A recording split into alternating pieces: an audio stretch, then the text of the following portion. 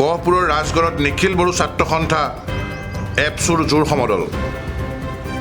যোৱা ৩ মে তাৰিখে গোৱালপাৰা জিলাৰ দুধনৈত সংঘটিত হৈছিল ধৰ্ষণৰ লগতে হত্যাকাণ্ডৰ দৰে এটা চাঞ্চল্যকৰ ঘটনা। দুগৰাকী জনজাতীয় যুৱতীক ধৰ্ষণ কৰাৰ লগতে হিৰণ্ময় খাকলাৰী নামৰ এজন যুৱকক হত্যা কৰিছিল একাংশ হত্যাকাৰীয়ে। হত্যাকাণ্ডৰ আজি প্ৰায় ২ মাহ উকলি যোৱাৰ পিছতো অসম চৰকাৰৰ নেতা মন্ত্ৰীয়ে ভুক্তভোগী পৰিয়ালৰ খবৰ নোলোৱাৰ কাৰ্যত তীব্ৰ ক্ষোভ প্ৰকাশ কৰিছে নিখিল বড়ো ছাত্ৰ সন্থাই।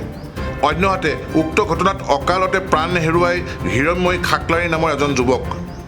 কিন্তু তাৰ পিছতো আজি পৰ্যন্ত অসম চৰকাৰৰ কোনো মন্ত্ৰী বিধায়কে খবৰ লোৱা সময় নহ'ল বুলি ক্ষোভ প্ৰকাশ কৰে এপছুৰ বিষয়ববীয়াসকলে।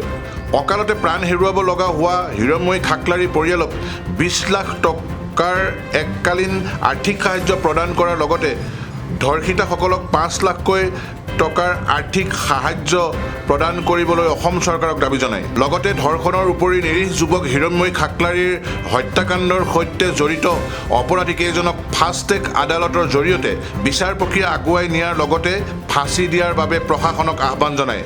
বিশ্বনাথ জিলা নিখিল বড়ো ছাত্ৰ সন্থাই আজি আমি গোৱালপাৰা দুধনৈত যি হত্যাকাৰী হৈছিলে হিৰণ্ময় খাকলাৰীক আজি আমি ইয়াৰ ওপৰত আজি আমি টছ ৰেলী বিশ্বনাথ জিলা এপছুৱে আয়োজন কৰা হৈছে।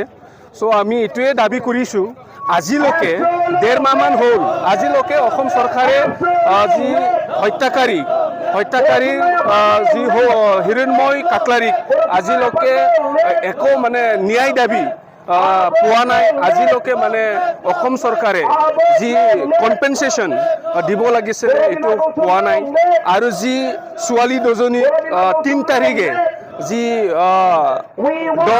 দনালী তালুকদাৰ আৰু যি তেখেতসকলৰ যি টীম কালপ্ৰিট তেখেতসকলক চৰকাৰে এৰেষ্ট কৰি পেলাই অকল জেলত ৰাখি দায়টো এৰিব বিচাৰিছে।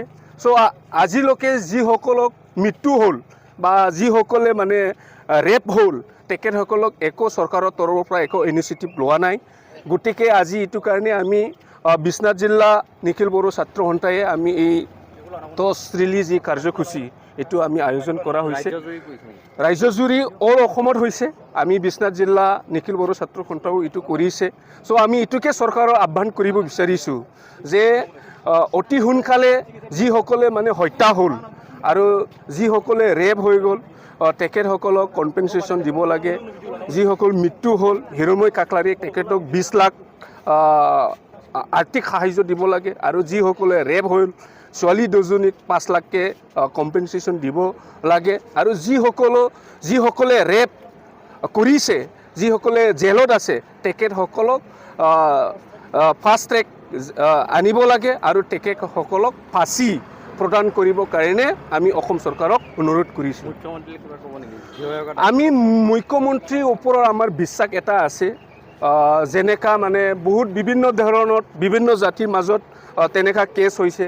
যেতিয়া কেছ হৈছে আমি দেখিবলৈ পাইছোঁ তেখেতসকলে চৰকাৰৰ তৰফৰ পৰা গৈ পেলাই উচিত যি শাস্তি বা উচিত বিচাৰ তেখেতসকলে দিয়ে। কিন্তু আজি জনজাতিৰ ওপৰত যেনেকা নিকৃষ্ট কাণ্ড হ'ল ইয়াৰ ওপৰত কিন্তু আজি দেখিবলৈ পাইছোঁ অসম চৰকাৰে এনেকুৱা হস্তক্ষেপ লোৱা আমি দেখিবলৈ পোৱা নাই। সেইটো কাৰণে আমি পূৰা বিশ্বাস যে হেমন্ত বিশ্ব শৰ্মা অসমৰ মুখ্যমন্ত্ৰী তেখেতে যে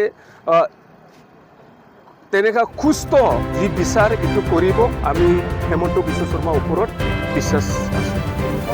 গহপুৰৰ পৰা অৰূপ ভূঞাৰ ৰিপৰ্ট E24 লাইভ ব্ৰেকিং।